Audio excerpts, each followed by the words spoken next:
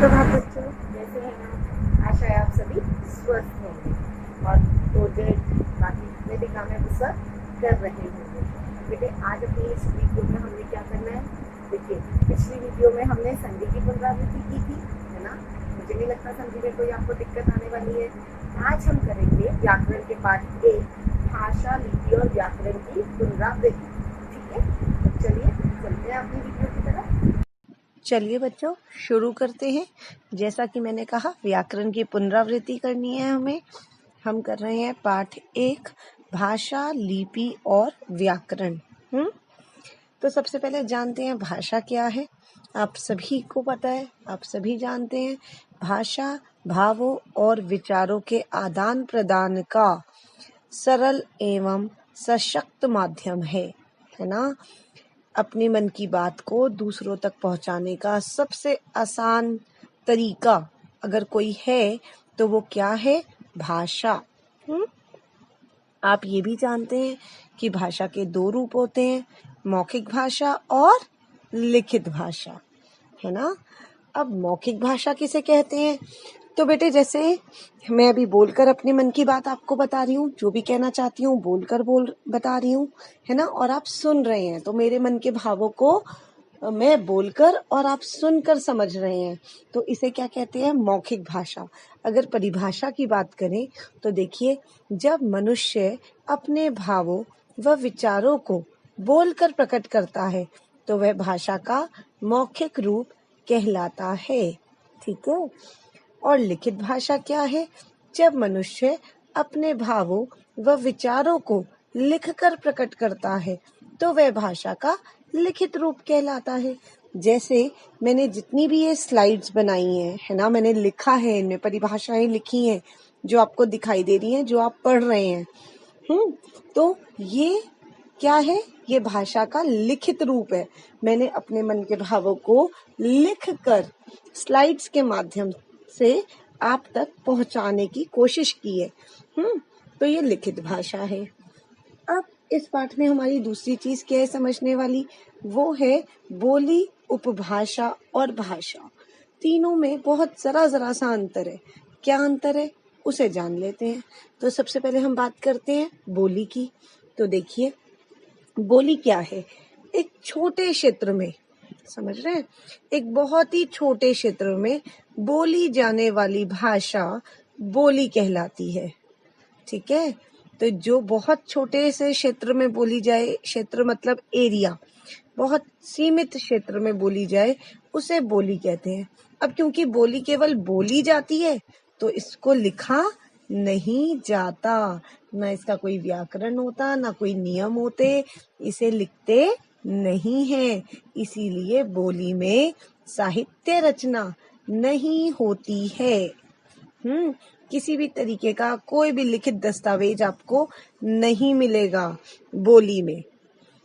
फिर जब बोली को हम थोड़ा लोग इधर आस पड़ोस के, थोड़ा दूर के क्षेत्रों के लोग जब समझने लग जाते हैं, है ना, उसमें थोड़ा बहुत लिखित कार्य शुरू हो जाता है, तो वो धीरे धीरे क्या बननी शुरू हो जाती है, उपभाषा। मगर अभी भी उसका दायरा सीमित है, अभी वो पूरे देश में नहीं बोली गई, पूरे देश विदेश तक वो प्रचलित नहीं हो गई, है ना। तो उपभाषा कौन सी स्टेज होती है, क्या होती है उपभाषा?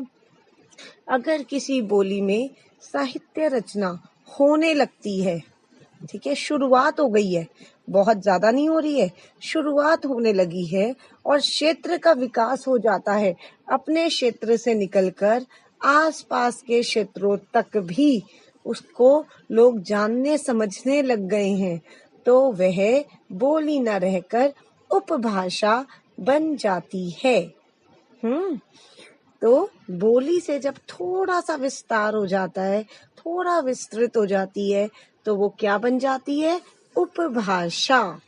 और भाषा कब बनेगी? वो बोली भाषा तक पहुंच सकती है, लेकिन कैसे, क्या क्या, जैसे बच्चा है ना, मैंने आपको पहले भी जब समझाया था तब बताया था, तो हमें अगर सफलता पानी है, हमें एक एक सीढ़ी दर सीढ़ी चढ़नी है, सीधा छलांग लगा के हम ऊपर नहीं पहुंच जाएंगे, है ना।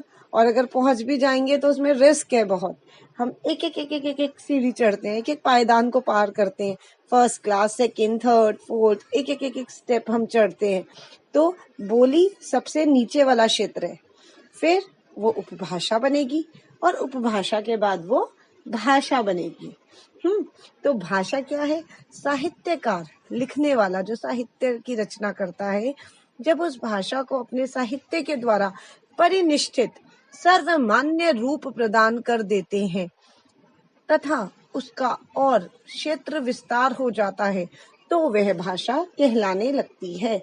यानी कि जब साहित्यकार, लेखक, कवि, है ना, जब ये विद्वान जितने भी हैं, जब वो साहित्य लिखना शुरू करते हैं और एक सर्वमान्य रूप प्रदान कर देते हैं, जो सबको मान्य हो, सर्वमान्य हो, ठीक है, उसका क्षेत्र और ज्यादा विस्तृत कर देते हैं, देश विदेश तक उसको पहुंचा देते हैं, तब वह भाषा बन जाती है। तो पहली स्टेज बोली, उसके बाद उपभाषा और फिर आखिर में वह भाषा बन जाती है। कितनी भाषाएं हैं मान्यता प्राप्त?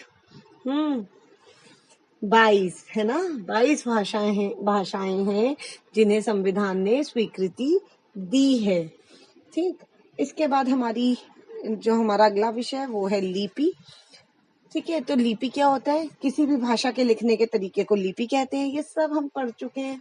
बस क्या क्या पूरे पाठ में जो जो मुख्य बातें थी वो मैं यहाँ पर उठा रही हूँ, ताकि आपको एक बारी वापस से सब कुछ रिपीट हो जाए, आपको आप दोहरा लें।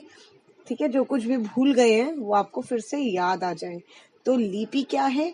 किसी भी भाषा का जो लिखने का ढंग होता है उसे लिपि कहते हैं। आप जानते ही हैं, हर भाषा की अपनी अलग लिपि होती है।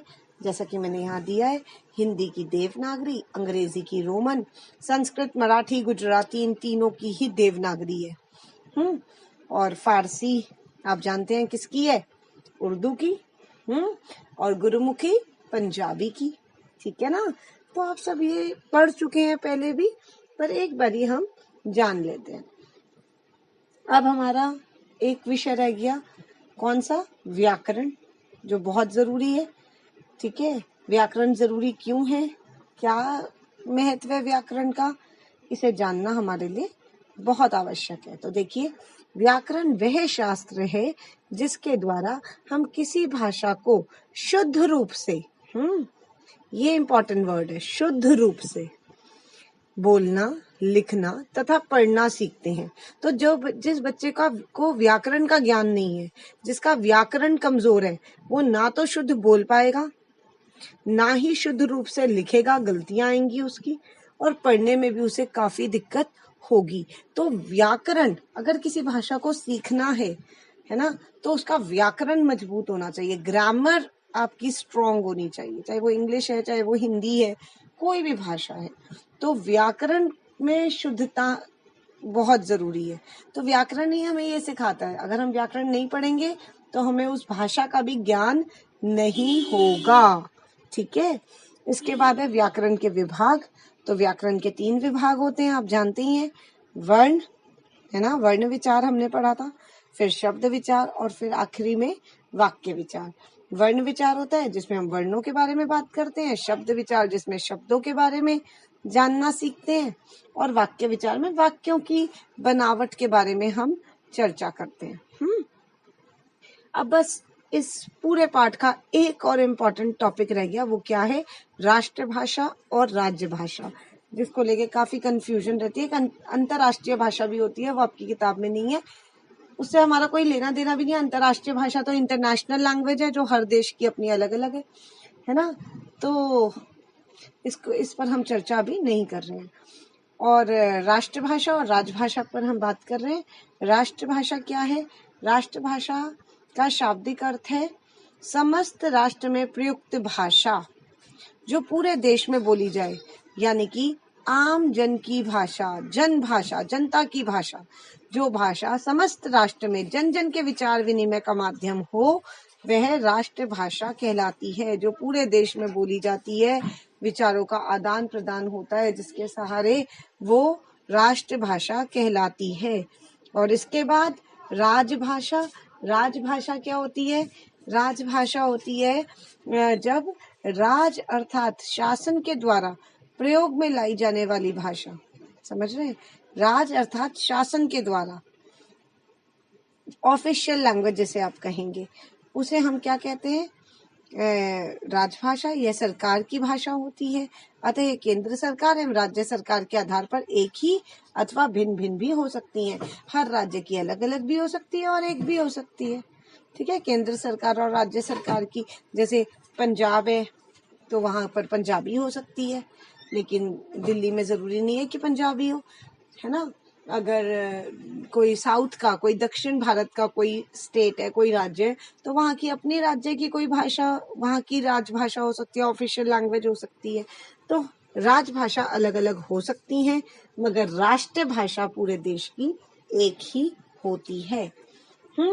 इसी से संबंधित एक प्रश्न आपसे पूछा जा सकता है, आपको पता भी होना चाहिए, क्योंकि हम स्कूल में भी सेलिब्रेट करते हैं हिंदी दिवस, है ना। कब करते हैं? 14 सितंबर को। तो आपसे पूछा जा सकता है, कोई भी आपसे पूछ सकता है कि 14 सितंबर को क्यों मना रहे हो? 15 सितंबर को मना लो। सितंबर में ही क्यों मना रहे हो? अक्टूबर में मना लो, है ना। तो हिंदी दिवस कब मनाया जाता है? आप सब जानते हैं, 14 सितंबर को। लेकिन क्यों मनाया जाता है? उसी दिन क्यों मनाते हैं?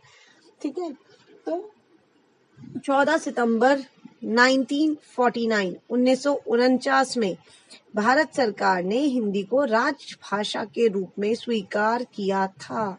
यानी कि इस दिन घोषित किया गया था कि हिंदी हमारी ऑफिशियल लैंग्वेज बनेगी, राजभाषा बनेगी।